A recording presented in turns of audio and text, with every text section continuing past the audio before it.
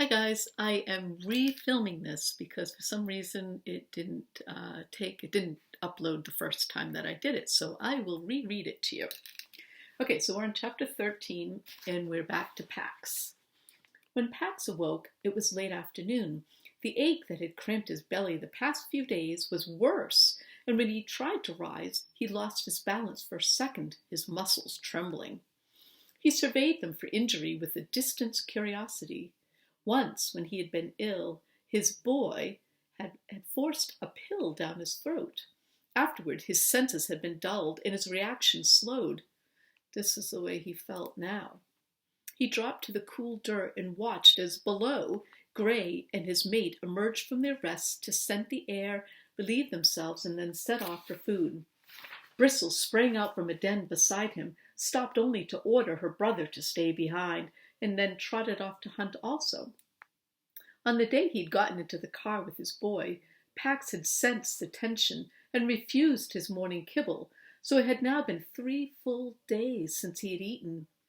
Although Pax had never seen death, he understood that it awaited him if he didn't find food soon.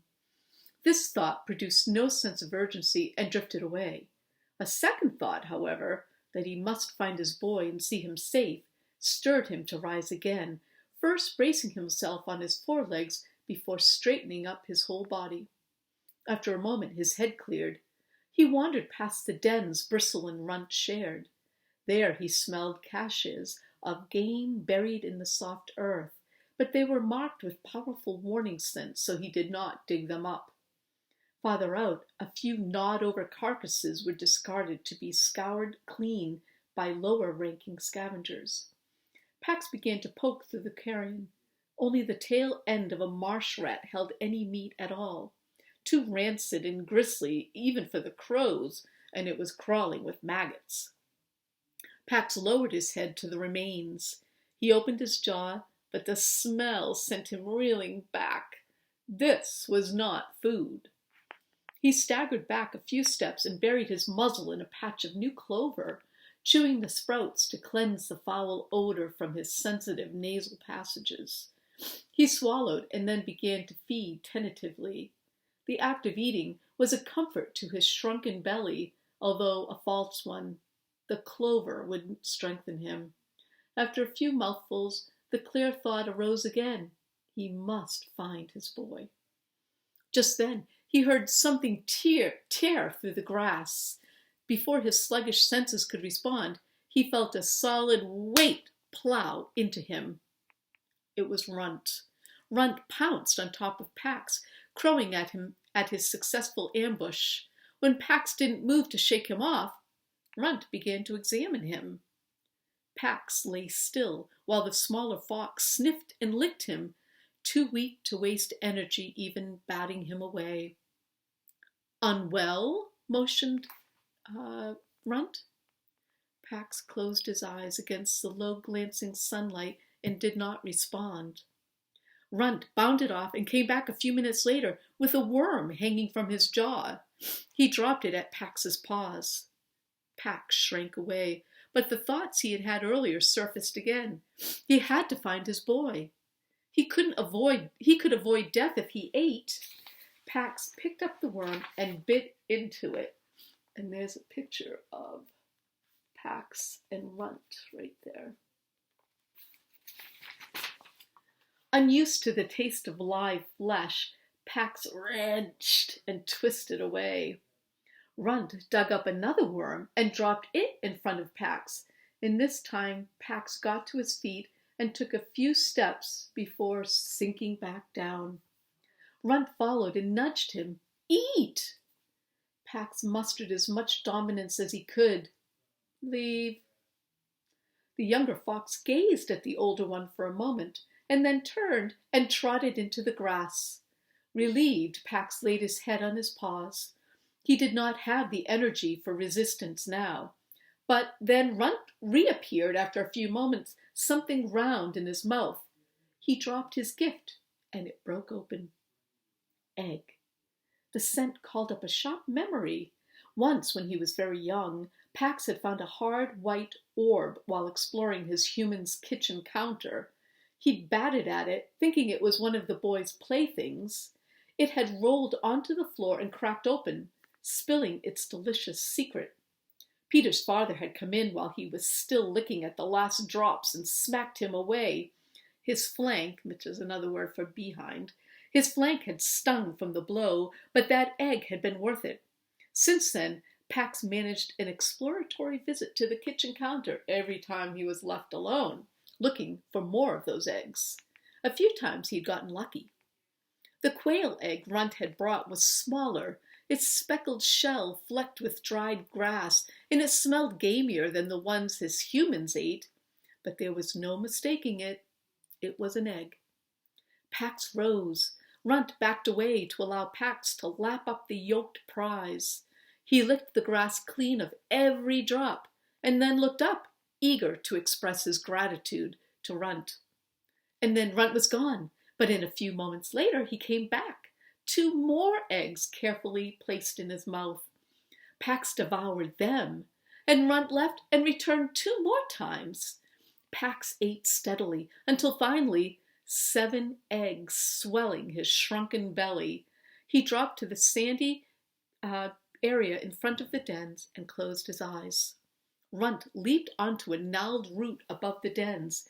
He drew himself up to his full height, and while Pax slept, the ragged little Runt kept watch over Pax. Oh, what a good friend. Okay, so I'm going to move into the next chapter because we still have time.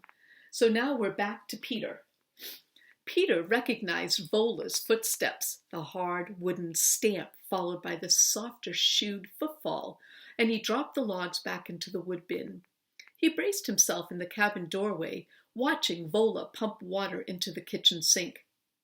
"You stayed off that foot?" "Pretty much."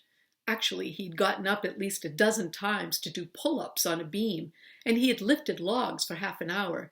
His arms were sore, and his foot hurt a lot when it wasn't raised, but he hadn't been able to lie around doing nothing. Pax was still out there waiting for him. Vola began lathering up her hands without turning around. "Did you write that note?" she asked. Peter pulled the crutches to his sides. Already he felt more secure when they weren't tucked under his arms. "Yeah, I did, but—" "No buts. You write it once a week. The bus driver friend I told you about, Robert Johnson, I asked him, and he'll mail them from different spots along this route. First condition, remember?" Remember she gave him 3 conditions, and the first one was to write to his grandfather. Peter tried a sharp turn, wobbled, but righted himself. He swung through another turn, much smoother. "All right?" she asked again. "Okay." "Good."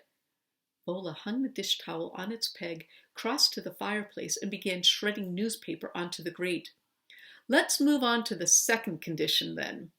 That charm bracelet you carry, I'm guessing it was your mother's. Why do you carry it with you? Why that particular thing?" Peter felt his body go instantly rigid, the way it always did whenever anyone asked about his mother, as if it had to freeze to decide whether it was okay to talk about her or not.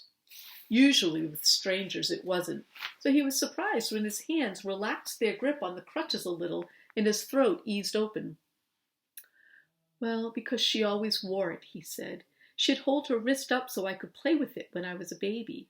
I don't remember that, but I've seen a picture. I do remember her telling me about it, though. About the charm, I mean. It's a phoenix. That's a special bird. It's red and gold and purple colored, like sunrise, and It rises from the ashes," said Vola. "I know what a phoenix is." "Yes, right, but out of its own ashes," said Peter. "That's the part my mom carried about." "Its own ashes?" "Yeah, when it gets worn out, it builds itself a nest high in a tree, away from everything," Peter said. Suddenly it occurred to him that Vola's cabin kind of felt like a nest. He circled on the crutches to look around. Yes, a secret protected nest, surrounded by trees, away from everything. He turned back to Vola, who was cross-stacking kindling. He hoped she hadn't read his mind. "So the phoenix fills the nest with its favorite stuff. Myrrh and cinnamon is what's in the story, I think. Then the nest ignites burning the bird's old body, and the new bird rises up out of the old bird's ashes.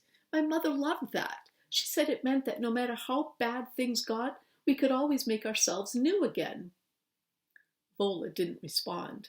She touched a match to the shredded paper and watched as it caught fire. Her face looked grim in the light of the new flames. She added 2 logs and then a third. "Go try those crutches outside while there's still some light," she said, without looking up. Peter opened the front door and navigated the step, relieved to get away. He didn't have a clue what he had said wrong. Living in the woods all alone probably made a person a little weird. But she was right that he needed to practice outside. He had lost a whole day now. A whole day. Maybe he did need some time to train and heal, but he was leaving as soon as he could. He left the cleared yard and headed to where the uneven ground was snarled with roots and brush. It took a tortuously long time to circle the cabin. His second turn around was a little faster, and by the 5th time he felt almost comfortable. But he was bathed in sweat when he swung back inside the cabin. The cabin was quiet except for the gentle crackling of the fire. Vola sat in an armchair, sewing something yellow. The quiet and the way that setting sun seemed to wash the cabin in peace, as if everything were right with the world, suddenly felt mocking to Peter. Everything was wrong with the world. Another day had passed when Pax had been out there all alone. Another night was coming when he would be cold, probably hungry and scared too. And what if he hadn't found water yet? He took a lurching swing across the room, halfway across. One crutch caught on a rug and he had to stab the other into the wall to keep from crashing into a lantern. "Shorter steps," said Vola. "You'll get the hang of them after a while." "A while? My Foxy will be dead in a while." He dropped the crutches and sank to the chair at the kitchen table. "Oh, what's the point anyway? How is this supposed to work out?" Vola dropped her sewing. "What do I look like? A magic 8-ball?" she said. And she went out to the porch and came back with a bag of ice. Then she lifted Peter's foot to a chair and arranged the ice over it. "I don't have your answers," she said. The sight of his useless foot reminded him of everything he couldn't do now. He looked away. "Why not? Aren't you supposed to be wise and all? Living out here by yourself with all these," and he threw his thumb toward the jumble of notes tacked on the board behind him. "All these philosophy bingo cards? You're supposed to be wise, at least, aren't you? Or witchy or something." Peter almost didn't recognize himself. Back talking the woman like this? He felt as if he was short-circuiting, as if his impulses were leaping directly out of him without passing through his brain. But once again, he wasn't where he should be, and now his foot was too wrecked to get him there, and Pax was still out there all alone. Vola pulled a bucket out from a cupboard and set it in the sink. "Philosophy bingo cards," she said. She looked only mildly insulted. "Trying to figure out my own life. I don't have your answers." "So who does? And don't say my father, because he's a little absent these days." And because he caused all of this, thought Peter. Peter hardened his jaw against saying those words and forced himself to breathe slowly. He wasn't angry. He was just frustrated. Anyone would be. Suddenly tears threatened. What was wrong with him lately? And he knuckled his eyes. Vola started over toward him and then seemed to change her mind. She backed away to lean against the kitchen counter. "You are angry," she said simply, as if she were noting that he had dark hair or the sun was going down. "I'm not angry." But he forced his fists open and counted 10 slow breaths, fighting it the way he always did. Because what if he was like his father, with that threatening kind of anger? The kind that was always simmering, the kind that could boil over at any time and hurt everyone in the way. The apologies afterward never healed the damage. I'm going to stop right there, and I will pick this up in the next reading. Okay, so stay tuned.